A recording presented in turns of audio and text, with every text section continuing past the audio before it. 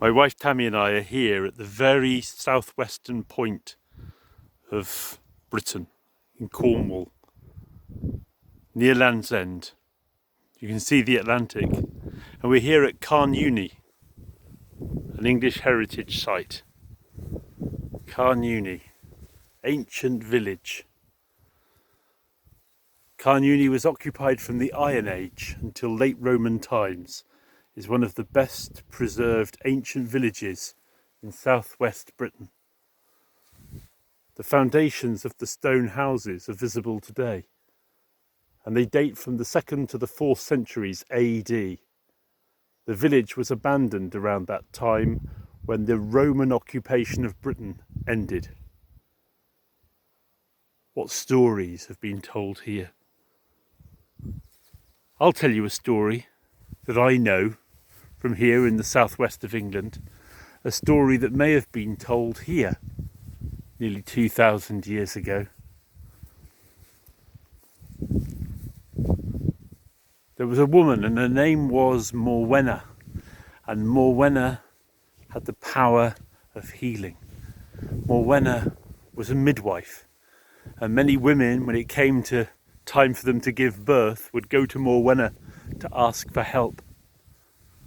Morwenna lived in a small, simple stone house, far away from the nearest habitation. She was known for her greed. She liked silver to be put in her palm when she cured someone, helped them in their hour of need. Well, one night a wind blew and a storm raged. There was rattling at the windows, and she heard a small voice outside. "Morwenna, Morwenna!"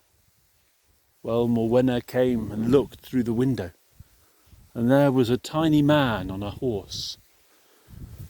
"What do you want?" "My wife is giving birth tonight," he said. "Come and help, Morwenna." But this little man was so small. He had a lock of black hair on his forehead. She knew that he was a fairy man. "I won't come out, not for anything," said Morwenna. "The storm is raging." "Morwenna, I'll protect you. I'll give you a whole pocket full of silver." And when she heard this, Morwenna was tempted. Silver?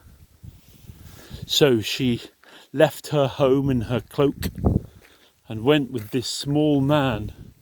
He lifted her onto his horse. He was strong, although he was small. And he put a scarf around her eyes so she could not see the way that she was going. He rode with her swiftly. She did not know the direction. How could he ride so fast in the darkness? On they went, riding, until finally they came to a place where she could hear the hooves clattering on the granite path. He led her down from the horse and inside a chamber. Well, it was a strange place.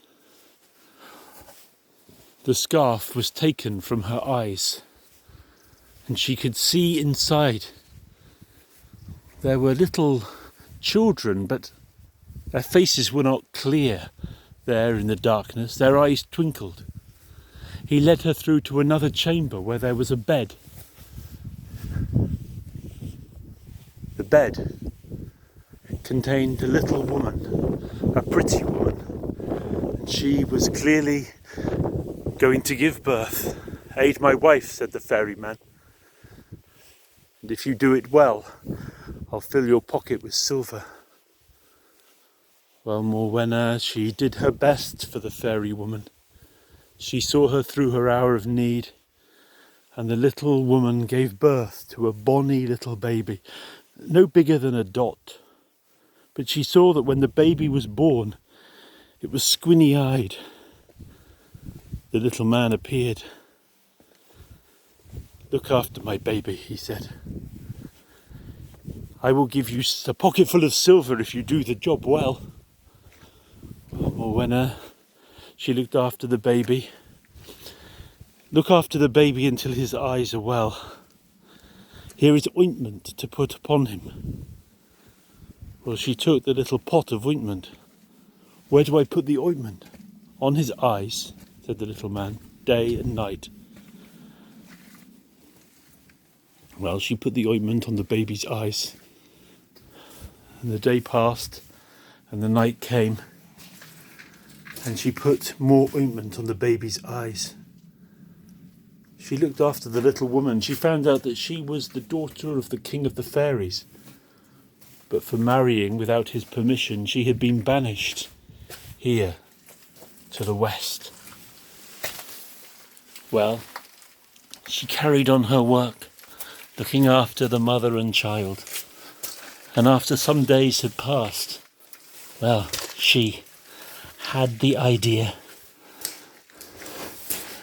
that the baby was now well and was no longer squinty-eyed. She said to the man, "May I go now?" "You may," he said. "But make sure you tell no one what had happened here." Well, she went with the little man on his horse, said goodbye to the fairy girl and the baby and the children. Again she was blindfolded and they rode away. She did not know the direction. And finally they came to her home. The blindfold was removed.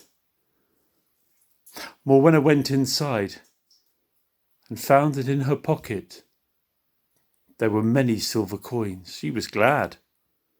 She told no one what had happened that night. She went to bed. She was exhausted. But in the morning when she woke, she noticed that there was something else in her pocket. The little pot of fairy ointment was still there. She took it out and wondered if this ointment could cure the child's eyes. Perhaps it would also do some magic for me. So she dabbed a little of the ointment on her left eye, and immediately everything seemed to shine brighter, as if the furniture in her little home was more colourful, bigger than before. And when she went out, it seemed that, wow, the world outside was brighter than before. The stars in the sky were shining bright, even though the sun was up. She went with her basket on her arm to the local market. When she got there, she looked around to see what she would buy with her silver coins. But then she saw the little man again. And the little man, well, he was stealing fruit from a stall, apples in his pockets. "I see you," she said. "You're a thief." He looked at her sternly. "Morwenna, you can see me." "Of course I can see you," said Morwenna. He stepped right up to her. "Which eye can you see me with?" "This one." And she pointed to her left. "You have taken the ointment," he said. "Return it to me now." Well, she took the pot from her pocket and gave it to the fairy man. "I told you that this ointment was only for my child. Morwenna, you can keep the silver that I gave you, but not that magic eyesight." And he stroked his hand over her eye, and in that eye she was blinded. She could see no more. The little man was no longer to be seen. Morwenna returned home and thought to herself, "Now I have the sight in one eye, and I have silver. I ask you, what would you rather have? The sight in both eyes, or a pocket full of silver?" I tell you this story from the very most beautiful corner of this land, Cornwall, the Atlantic Ocean, and this ancient settlement, Carn, Euny.